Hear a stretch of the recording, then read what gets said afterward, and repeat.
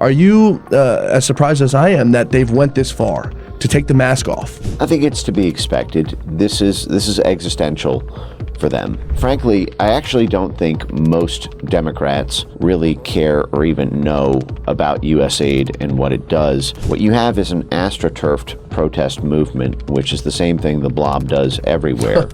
Yeah, I mean, it's literally part of a stock standard playbook for, how to organize a color revolution, how to bring down a democratically elected government, a popular democratically elected government. And you'll notice that one of the things that Chuck Schumer and Senator Chris Murphy talk about is the need to drive down Trump's approval ratings. Right. When you see messaging like that it's not about building up support for themselves, they need to find a way to make the president unpopular. You have to understand this is part of a destabilization effort that is stock standard, and that's why you see these highly astroturf protests. You go to these protests with a mic and a camera, and you ask these people what they're protesting for. They can't even tell you. And they cover their faces. Right. The stuff is sponsored. Everyone's getting reimbursed for what they do.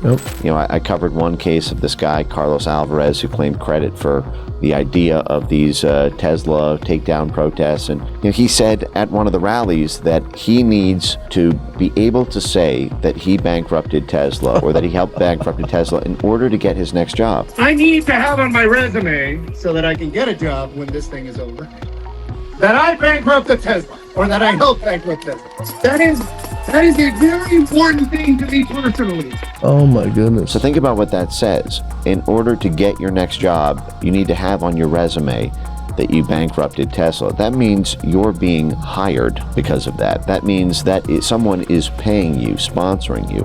And you trace the networks, and the same guy co-founded one of the censorship projects with Nina Jankovic, the DHS Disinformation Governance Czar, who herself was funded by USAID through the Center for Information Resilience when she had to register as a British agent after her time at DHS as part of this British influence operation. Her name was in the Integrity Initiative files, which was another British intelligence busted operation from 2015 to 2019. She had worked for NDI, the National Democratic Institute, which is the DNC branch of the CIA. And what was this woman's name? Nina Jankovic. Nina Jankovic. Yeah, what I'm trying to say is this is all the same foreign policy establishment who's astroturfing domestic disturbances in order to try to topple the government, which is their paid vocation, their professional set of skills doing around the world on USAID dime.